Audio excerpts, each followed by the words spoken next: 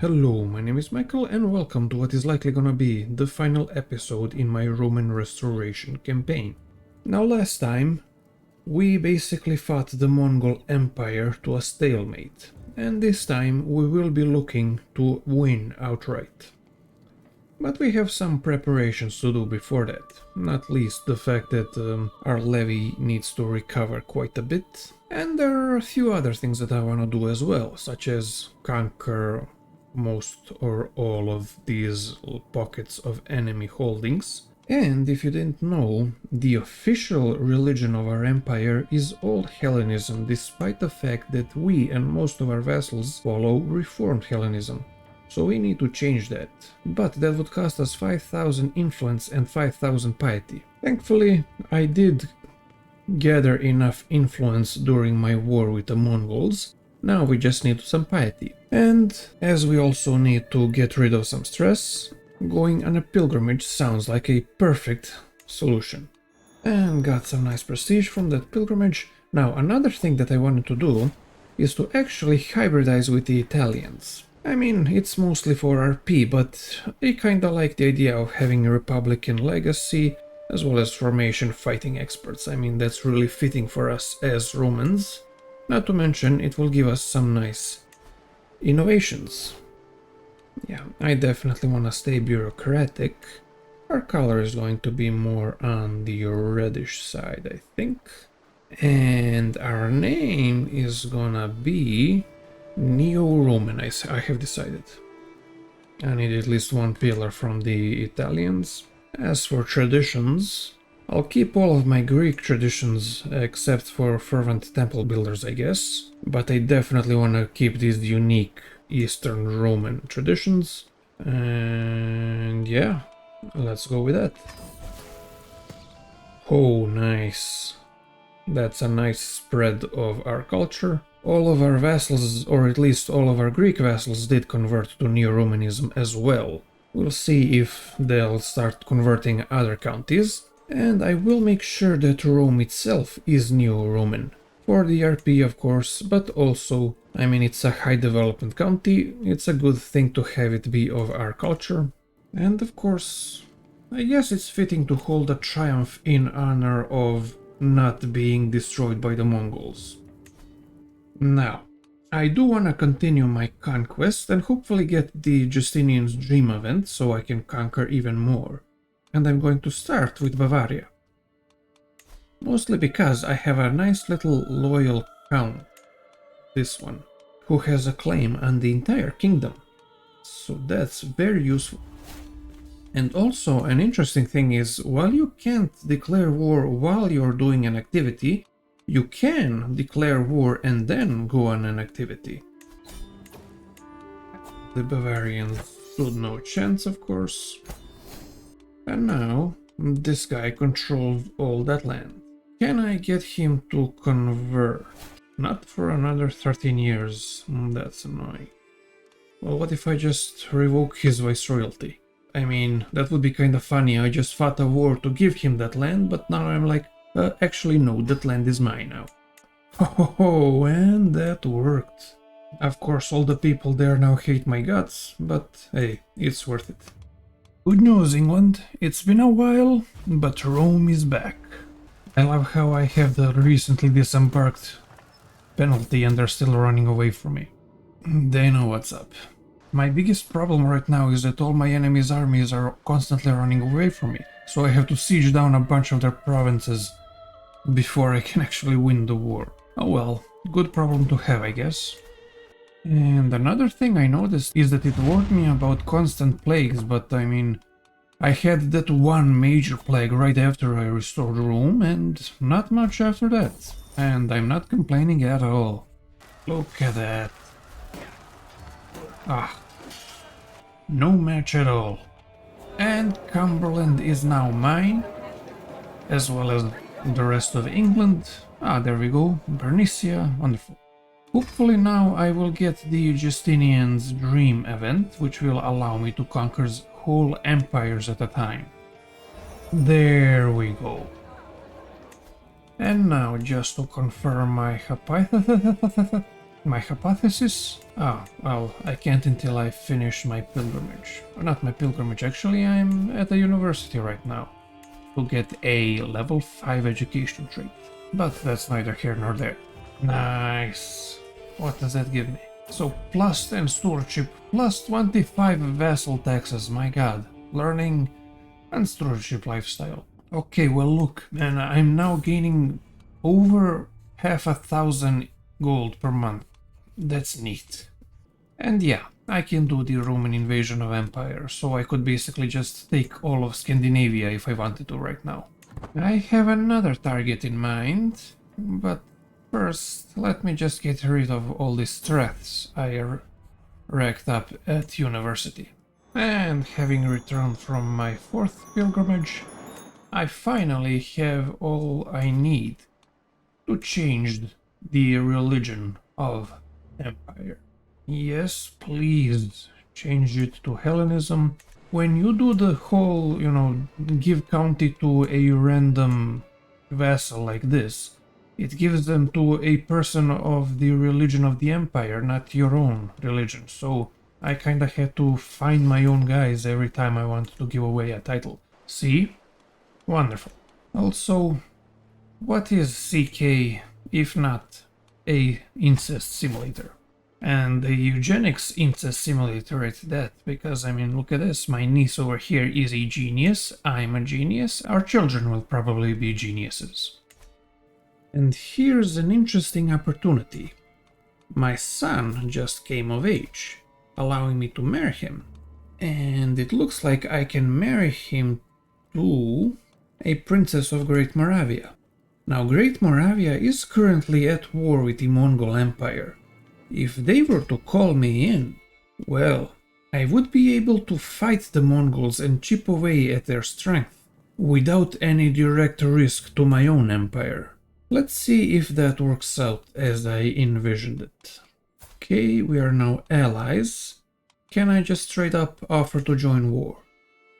No, because Oh, this guy isn't the war leader, goddammit. Okay, well that's annoying, but I do like that plan. Ah, here we go.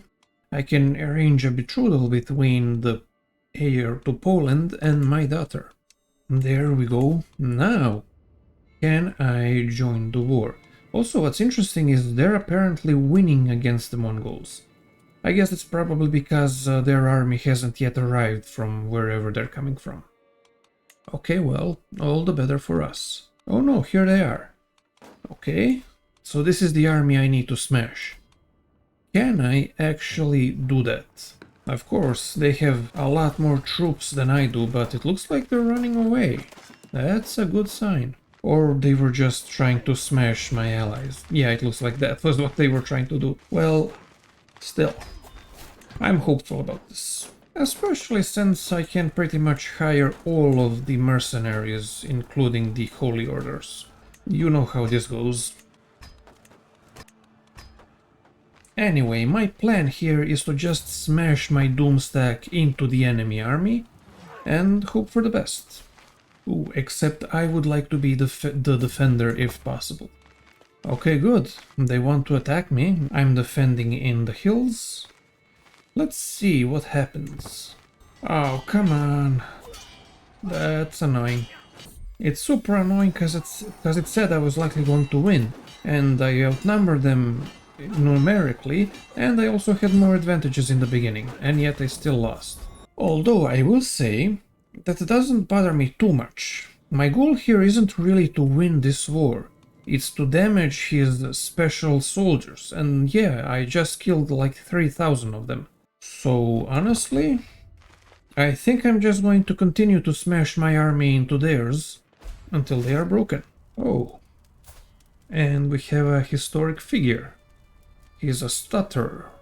Welcome to my court, friend. But anyway, here I will be attacking their army. Now, yes, this time they're the ones defending in the hills, but I outnumber them heavily. Let's see how this plays out. Oh yeah, it plays out in my favor absolutely. Let's try and chase them down some more. Oh yeah, So far so good, and now they want to attack me into the wetlands while they are starving. Oh, that's nice. And press the attack. Oh, wonderful. Just deleted a 5k army. Are they going to continue to try and attack me? Oh yes, they are. Excellent. And it's even across a river into a forest. Oh, the arrogance of these Mongolians. Yeah, you continue to attack me. Go on. Go on. And I love it. I love how they're doing it one by one instead of just grouping up. If they grouped up, they might even win. Okay, so these guys had a 60,000 size army. Now they're down to 20,000. And just 5k special soldiers. These don't regenerate. Well, except I guess on succession or something. But yeah. Those 30,000 special troops that they had at the beginning, those are now just 5,000. And all of a sudden, the Mongol Empire doesn't seem so unbeatable. They are being absolutely wrecked. R-E-K-T, wrecked. And now they're down to just 10,000 with practically no special soldiers. Well, it looks like this little war is going to go my way after all. And my little Polish allies have fought off the Mongol invasion with just a slight help from me. And guess what? Because I wasn't the war leader there, I don't have a truce with the Mongols. So I can now just turn around and immediately attack them now that they're at their weakest. And I'm arguably at my strongest. Now I could do a reclaim relics war, which is, well, it is fun, sure, but no, I need to weaken them as much as possible. As quickly as possible. So that means the Roman invasion of the largest and most populous empire that the Mongols currently have, which is Persia. Well, alright, let's see how this goes now.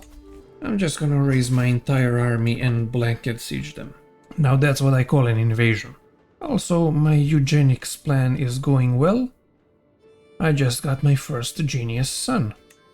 Okay, so my mercenary contracts are about to expire in 6 months, which will basically half my army. But that's okay, half my army is still about as many troops as they have right now, so you know what, I'm not going to worry about it. Hopefully now that my strength is halved, and they are more or less as regrouped as they're going to get, they won't be too cowardly to come and attack me, so I can destroy their armies again. Oh, and that's 100% war score. I don't want to piece them out yet. I really am hoping that they're just going to arrive and give me an opportunity to smash them. But I guess there's no point in sieging down anything further, so I think I'm just going to set up my armies so they don't run out of supply. Hey, Abadan was once a province of Rome. Wonderful. Well, not a province, apparently. They just invaded it at some point. But yeah. The Roman Empire expands, look at this. And these are all fairly rich lands. Oh yeah. That is definitely deserving of a triumph. Although what I'm not looking forward to is giving out all these lands. I mean, that's going to be a lot of tedious clicking, but, well, again, I suppose it's not the worst thing in the world. I ended up just creating kingdoms and giving each kingdom to a single person. They can go ahead and micromanage the land for me. I also gave them directives to convert all these religions to Hellenism. I think we can all agree that there are way too many eyes in the world. Let's fix that.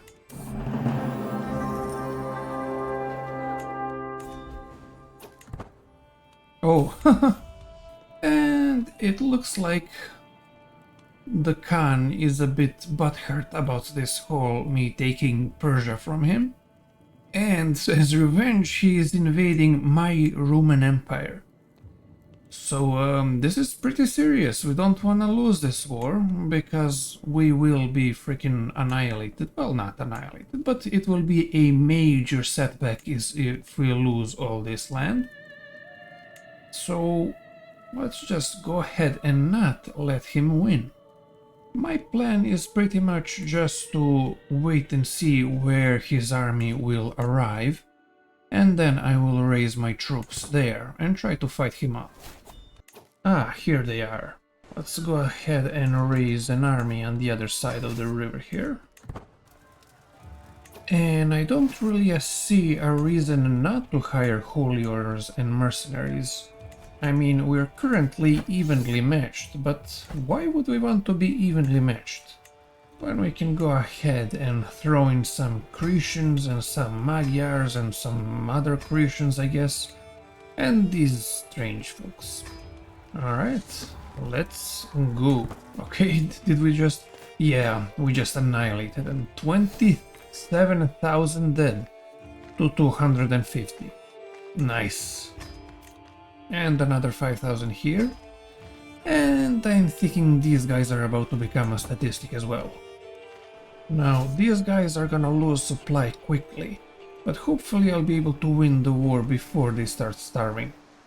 Although, even if they do start starving, I mean, it's no skin off my ass. Ah, they're trying to regroup down here. That's not gonna work out for them, I don't think. No, it's not.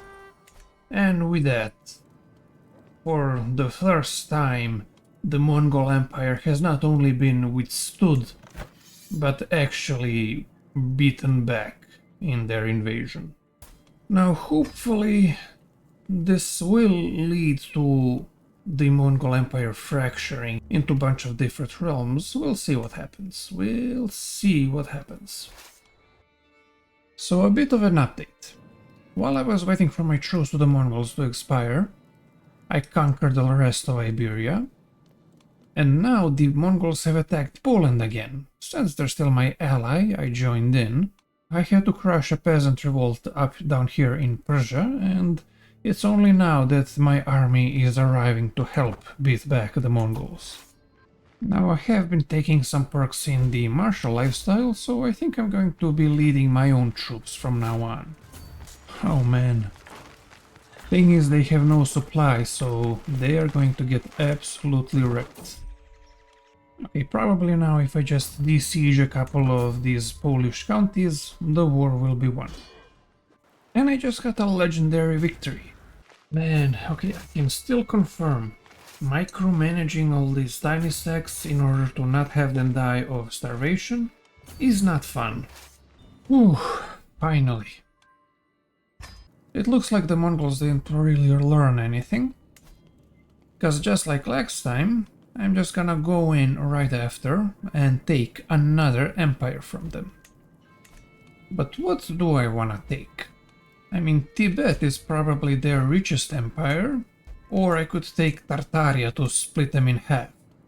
But I think I would rather most take Volga-Ural, because that will separate their European holdings from their core territory, and hopefully when their current Kagan dies, that will result in all these areas becoming independent.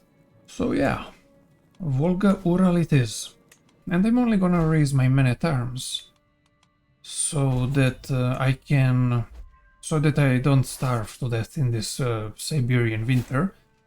And also, I can raise the rest of my army should the need arise.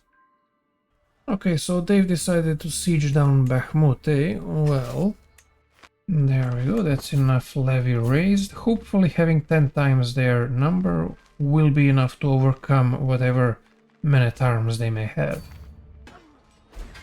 Oh yeah. There's a victory. And might as well continue to siege with this army. Although I will split them, because there is not a lot of supply here. There's their army. Yeah, I think I'm just gonna take these 1001 casualties so I can surprise them.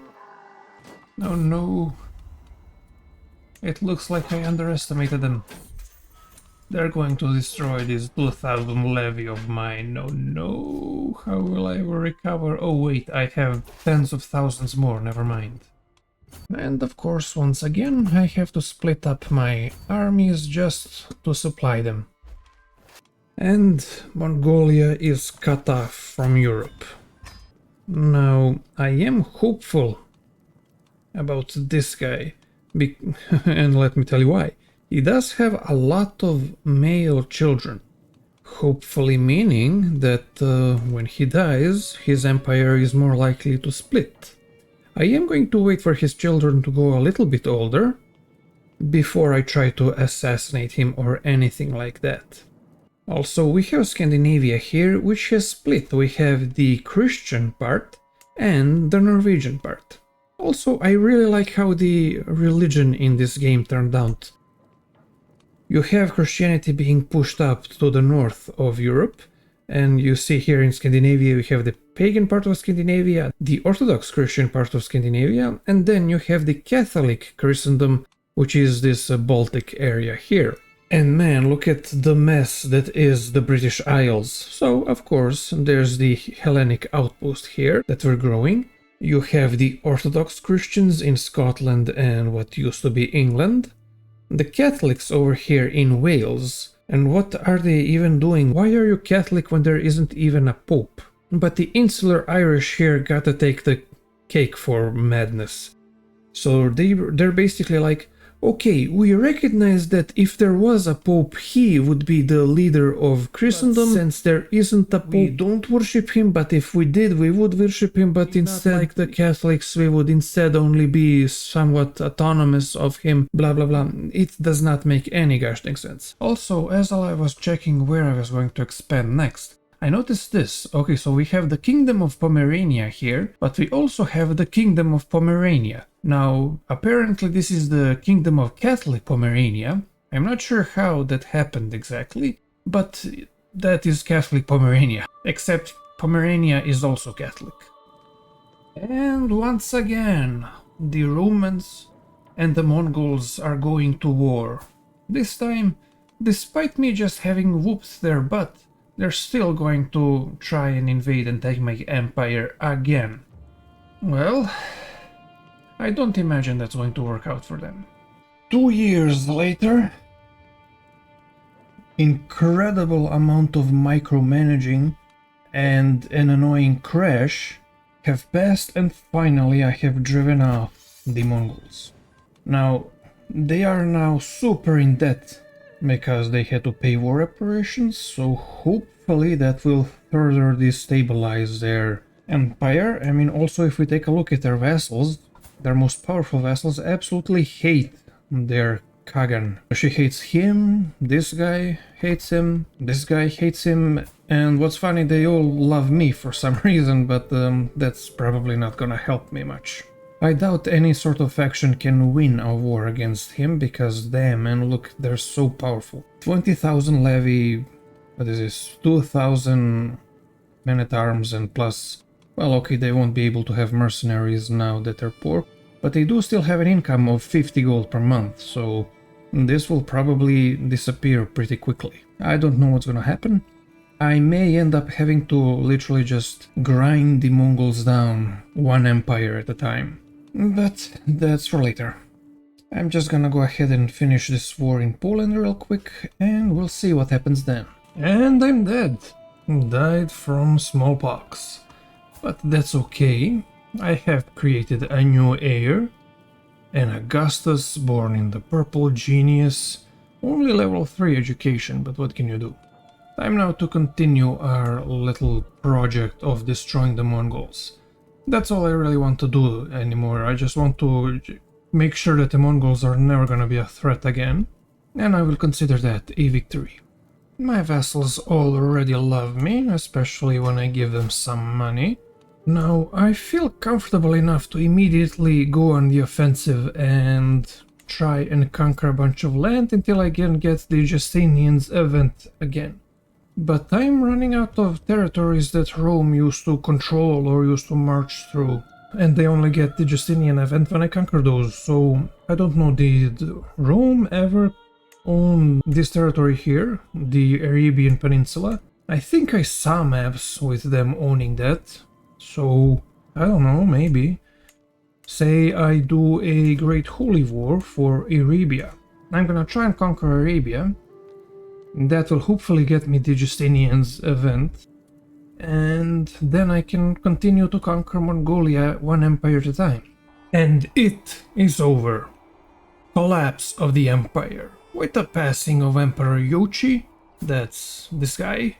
Man, I was just in the middle of fighting him. I was fighting off yet another invasion of the Roman Empire, when finally at 60 he passed away.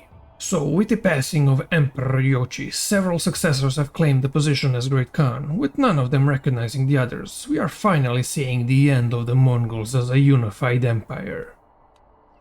Seriously, thank you Zeus, Hare Krishna, whoever for that. And I no longer have to worry about a unified Mongol Empire. I'm pretty sure they lose their access to the Mongol invasion CB. Although they are now split into 4 empires and each of them has the conqueror trait. But frankly, that's not nearly as worrying as just the Mongol Empire by itself. As you can see, I conquered Arabia here. And I kinda brought order to Britain. Ireland is just chilling over here. I conquered up to the Hadrian's Wall. And a little bit beyond it, I guess. And I kinda like the shape of this empire, I guess. You know, I probably will continue this playthrough off camera, but it will just be boring. Kingdom by kingdom conquests, cleaning up Europe. And who knows, maybe one day on this save I'll conquer the entire map. And one final update to close out. As you can see, it's now 25 years later after the last clip, and my empire has grown a bit, but not too much. I captured Ireland and also the rest of Arabia. I think I finished off conquering all of the Ure kingdoms on the very north of Africa. More importantly, even the 4 splinter empires of the Mongol Empire have collapsed into, well, either not very powerful hordes such as the White Horde here, with a measly 46 troops.